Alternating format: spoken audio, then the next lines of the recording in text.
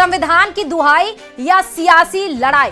दरअसल बताते चले कि पूर्व मुख्यमंत्री अशोक गहलोत के बीजेपी पर सुप्रीम कोर्ट के आदेशों की अवहेलना के आरोप लगाने के बाद अब बीजेपी प्रदेशाध्यक्ष मदन राठौड़ ने उन पर करारा पलटवार किया। मदन राठौड़ ने कहा कि संविधान को तोड़ने का काम कांग्रेस ने किया है, जिसने कई बार चुनी हुई सरकारों को बर्खास्त कर लोकतंत्र पर प्रहार किया। उन्होंने कहा कि अशोक गहलोत पहले अपने गिरबान में झांके। सुनिए जरा एक दूसरे पर क्या आरोप प्रत्यारोप लगे। लोकसभा प्रतिपक्ष के राहुल गांधी क्यों कहते हैं संविधान बचाओ? जिस प्रकार धज्जियां उड़ रही है डॉक्टर अम्बेडकर के संविधान की राजस्थान में, जिसमें साफ स्पष्ट है कि स्थानीय निकाय पंचायत के चुनाव 5 साल में कराना अनिवार्य है। कई बार कई सरकारें गई है, सुप्रीम कोर्ट तक गई है चुनाव पोस्टपोन कराने के लिए, चाहे पंजाब हो, गोवा हो इत्यादि। सुप्रीम कोर्ट ने स्पष्ट कहा है कि पंचायतों चुनाव हो चाहे स्थानीय निकाय के हों, 5 साल के समाप्त होने पर या 5 साल पे चुनाव होना आवश्यक है। ये भावना सब जानते हैं कि मुख्यमंत्री राजस्थान के और पंचायत राज मंत्री भी पंचायत राज संस्थाओं से आए हुए हैं, सरपंच के रूप में भी। उसके बावजूद भी प्रशासन बढ़ा दिए गए, पंचायतों में भी नगर निकायों के अंदर भी। दुर्भाग्यपूर्ण है कि अनावश्यक जो है समय पर चुनाव करवा नहीं रहे हैं, चुनाव हारने के डर से, और चुनाव को पोस्टपोन कर रहे हैं, अधिकारियों को प्रशासन लगा रहे हैं। तो आप सोच सकते हैं कि इससे जन समस्याएं कैसे सुलझेगी, विकास काम ठप होंगे। ये गहलोत साहब अब थोड़ा पता नहीं क्यों ऐसी बातें कर रहे हैं सुर्खियों में रहने के लिए। अब वहाँ देखिए एक मज़ेदार बात यह है कि वहाँ बिहार में जाकर और वो युवा नेतृत्व की प्रशंसा करते हैं, युवाओं को आगे बढ़ाने की और बात करते हैं, खुल करके करते हैं, तेजस्वी को युवा मान करके और उनके लिए बात करते हैं। और राजस्थान में उनका उप मुख्यमंत्री युवा था ना, उसको मारने का काम क्यों किया? उसको नकारा निकम्मा क्यों कहा? उसको हतोत्साहित क्यों किया? उसको प्रताड़ित क्यों किया? क्यों 5 साल तक अपने विधायकों को लेकर के, और कभी वो युवा जो उप मुख्यमंत्री लेकर बैठा रहता था और कभी ये गहलोत साहब लेकर के बैठे रहते थे। अब वहाँ जाके युवा की बात करते हैं, यहाँ उस युवा को प्रोत्साहन क्यों नहीं देते? 12 की अंतर विधानसभा में 11 नवंबर को उपचुनाव होना है, जिसको लेकर सभी दल जीत का दावा कर रहे हैं। हालांकि यह मुकाबला कांग्रेस के प्रत्याशी प्रमोद जैन भाया, भारतीय जनता पार्टी के प्रत्याशी मोरपाल सुमन और निर्दलीय प्रत्याशी नरेश मीणा के बीच में मुख्य तौर पर देखा जा सकता है। अब इसको लेकर कांग्रेस प्रत्याशी के पक्ष में चुनाव समिति का गठन हो गया है, जिसका प्रभारी अशोक चांदना को बनाया गया है, जिसमें कुल चुनाव समिति में 36 सदस्य हैं। तो वहीं भारतीय जनता पार्टी ने भी चुनाव समिति का गठन 2 दिन पहले कर दिया है, जिसका चुनाव प्रभारी 12 झालावाड़ के सांसद दुष्यंत सिंह सहित अन्य नेताओं को लगाया गया। तो निर्दलीय प्रत्याशी नरेश मीणा के प्रचार की कमान फिलहाल पूर्व मंत्री राजेंद्र गुड़ा ने संभाल रखी है। तो वहीं बीजेपी के बागी प्रत्याशी पूर्व विधायक रामपाल मेघवाल ने भी जयपुर में भाजपा प्रदेश अध्यक्ष मदन राठौर के समक्ष नाम वापसी का ऐलान कर दिया है। ऐसे में वो भी पूर्व मंत्री बाबूलाल वर्मा के साथ अंता क्षेत्र में भाजपा प्रत्याशी मोरपाल सुमन के पक्ष में जनसंपर्क करेंगे।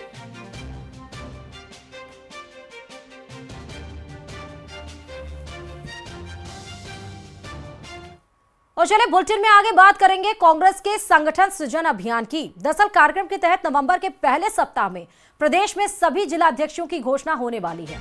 उससे पहले ऑब्जर्वर की ओर से की गई मशक्कत के बाद जिलाध्यक्ष बनने के दावेदारों के नाम एआईसीसी को भेजे जा चुके हैं।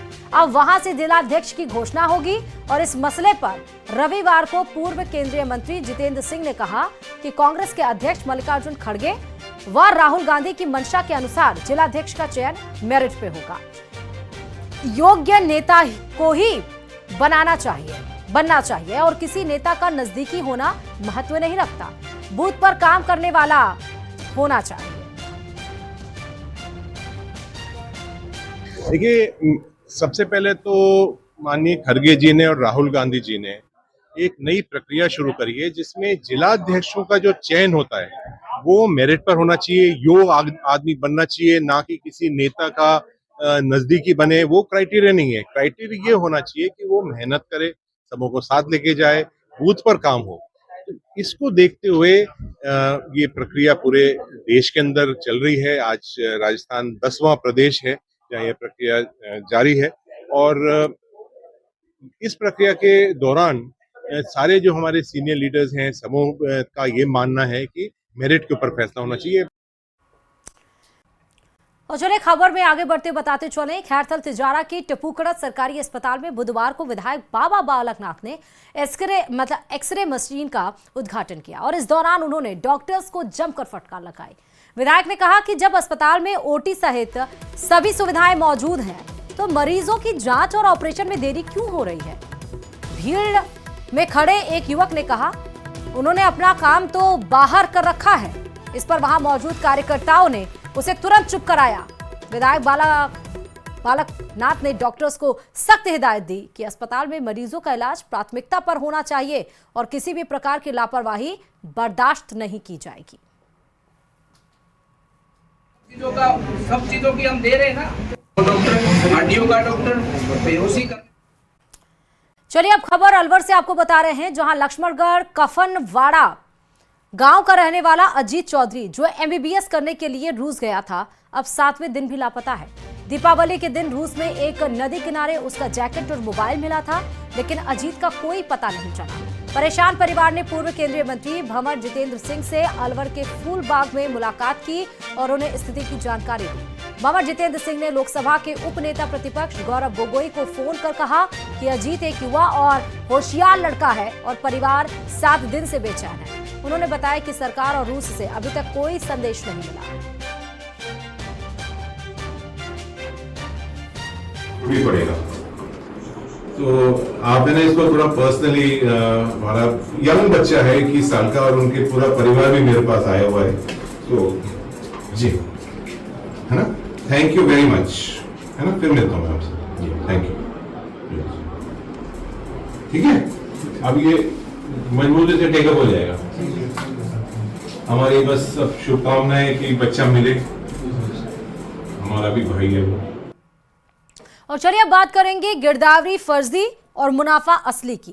दरअसल बीकानेर में मूंगफली की सरकारी खरीद शुरू होने से पहले ही फर्जीवाड़े का एक ऐसा खेल सामने आया जिसे देख उच्च अधिकारी भी हैरान रह गए। ध्यान दीजिएगा उच्च अधिकारी, क्योंकि इस खेल में खुद पटवारी स्तर के अधिकारी भी शामिल है। क्या है पूरा मामला, देखिए रिपोर्ट।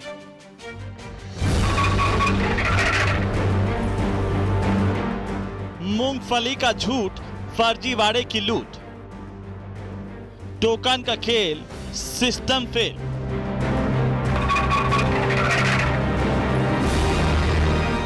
कहते हैं जाना था जापान, पहुंच गए चीन, लेकिन बीकानेर में कुछ अलग ही कहावत है।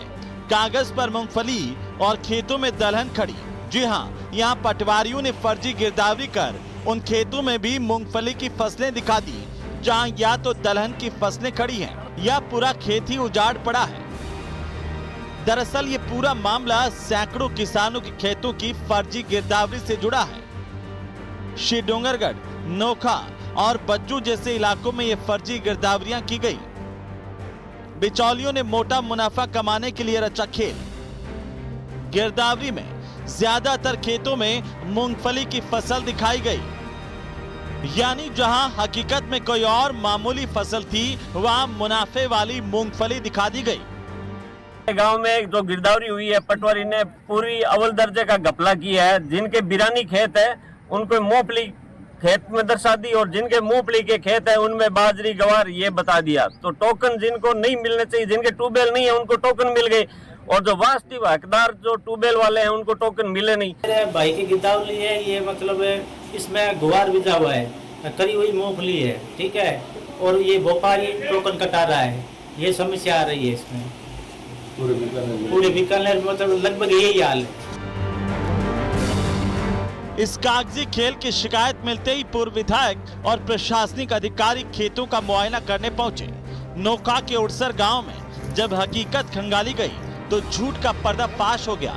अधिकारियों ने देखा कि जिन खेतों में महंगी मूंगफली बताई गई थी, वहां पर बाजरा, मोठ या फिर सिर्फ सूखी जमीन ही पाई गई। एसडीएम गोपाल जांगिड़ ने अब जांच की बात कही है और दोषी पटवारी और ई मित्र संचालकों पर सख्त कार्रवाई का ऐलान किया है। खातों की हमने गिरदावरी की और मौके की स्थिति की जांच की है, तो उसमें कई तरह की अनियमितताएं सामने आई हैं। मौके पर जहां मूंगफली की काश्त है उसकी जगह कोई अन्य फसल बताई गई है। कई जगहों पर जहां खेत खाली पड़े हैं वहां मूंगफली की काश्त बताई गई है। तो इस तरह की अनियमितता की शिकायतें और भी गाँव से आ रही हैं, तो हम राजस्व टीमों का गठन करके एक बार सघन जांच करवाएंगे और जांच में जो भी दोषी होंगे उनके विरुद्ध कार्रवाई। ये एक्शन जरूरी है क्योंकि इस पतिवाड़े से वास्तविक किसान सबसे ज्यादा पिस रहे हैं। पूर्व विधायक बिहारी लाल बिश्नोई के मुताबिक सैकड़ों असली किसान टोकन कटाने से रह गए, जबकि बिचौलिए पहले से टोकन लेकर बैठे हैं। खेत में मूंगफली जब मैं टोकन कटवाने गया तो टोकन की सीमा लिमिट 9 में पूरी हो गई और 5 में पूरी हो गई। कुछ ही दिनों में इस तरह हजारों की संख्या में टोकनों को जब यहाँ क्वांटिटी है 13,000 के लगभग टोकन कट चुके दोनों जगह, और सोइंग एरिया भी ग्राउंड नट का पिछले बार जितना ही है उससे ज्यादा सोइंग एरिया नहीं है। तो इतने ही सोइंग एरिया में पिछली बार के बजाय ज्यादा टोकन इश्यू किए हैं, उसके बावजूद भी इस तरह दोनों जगह तुरंत 2-4 दिनों में सेचुरेशन आ जाना, तो निश्चित कुछ न कुछ गड़बड़ लगी। और किसानों के जो फोन आ रहे हैं बड़ी संख्या में, उसके बाद प्रशासन के साथ बात करके एक गांव का फिजिकली रैंडम सर्वे किया है। प्रशासन के एसडीएम साहब, यहाँ के तहसीलदार, यहाँ के गिरदावर को साथ लेके जब हमने 5-7 जगह देखा है, तो 2 तरह की बड़ी गड़बड़ियां यहाँ सामने आई है कि भी जिस खेत में ग्राउंड नट है, जिस खेत में मूंगफली है, उस खेत को गिरदावरी में बरानी बता दिया गया। काश्तकार जब अपना टोकन कटवाने गया तो कहा कि तुम्हारे खेत में तो ट्यूबवेल ही नहीं है। किसान संघ ने भी इस पूरे मामले पर आक्रोश प्रकट किया है। जिला अध्यक्ष शंभू सिंह राठौड़ ने सीधे आरोप लगाए कि ये काम एक संगठित गिरोह कर रहा है, जिसके तार जयपुर से लेकर बीकानेर तक फैले हुए हैं।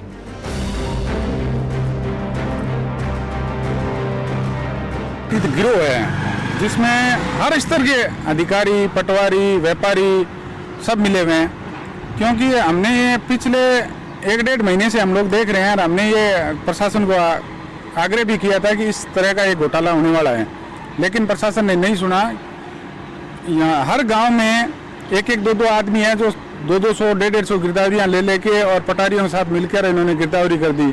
और फिर उसके बाद में तहसील वाइज हमेशा टोकन तहसील वाइज रहते हैं। इस बार किसी भी तहसील का आदमी किसी भी तहसील में जाके टोकन कटवा सकता है। ये भी एक बड़ा मामला है। जैसे जिस प्रकार छत्तरगढ़ के लोगों ने खाजवाड़ा तहसील में कटवा लिए, पुगल के लोगों ने खाजवाड़ा तहसील में, तो अब खाजवाड़ा वाले कहाँ जाएंगे? मूंगफली की खरीद में फर्जी गिरदावरी से हुआ यह खुलासा सरकारी तंत्र की पारदर्शिता पर गंभीर सवाल खड़े कर रहा है। एक तरफ आम किसान अपने खून पसीने से खेत में खड़ी फसल खेत में फसल खड़ी कर रहा है, तो वहीं बिचौलिए कागजों में हेराफेरी कर मुनाफा लूट रहे हैं। बीकानेर से न्यूज़ 18 राजस्थान के लिए विक्रम जागरवाल की रिपोर्ट।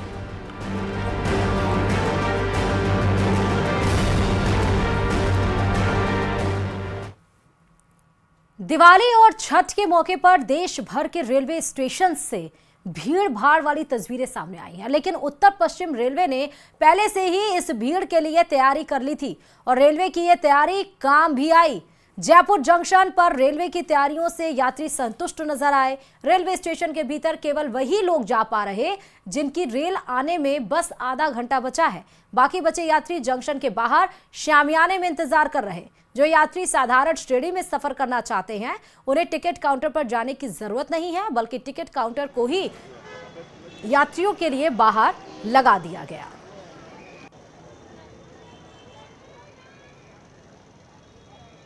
अक्टूबर के महीने में जो कि फेस्टिवल सीजन था और अभी चल रहा है, छठ का त्यौहार बिहार में बहुत धूमधाम से अभी मनाया जाना है और उसके लिए भी पैसेंजर्स रेलवे स्टेशनों पे आ रहे हैं। तो इस पूरे त्यौहार के समय में उत्तर पश्चिम रेलवे पे अक्टूबर में लगभग 1000 स्पेशल ट्रेन्स की ट्रिप्स की योजना बनाई गई और इसमें से गाड़ियाँ वो भी हैं जो कि उत्तर पश्चिम रेलवे के जो स्टेशन हैं उनको कैटर करने वाली भी हैं, क्योंकि लोकल यात्री भी शॉर्ट लेवल मूवमेंट है, वो भी इस समय में काफ़ी मूवमेंट हुआ। और बिहार और इसके अलावा और कई ईस्टर्न इंडिया के जो डेस्टिनेशंस हैं, यहाँ के इन डेस्टिनेशंस को कवर करने के लिए भी स्पेशल ट्रेन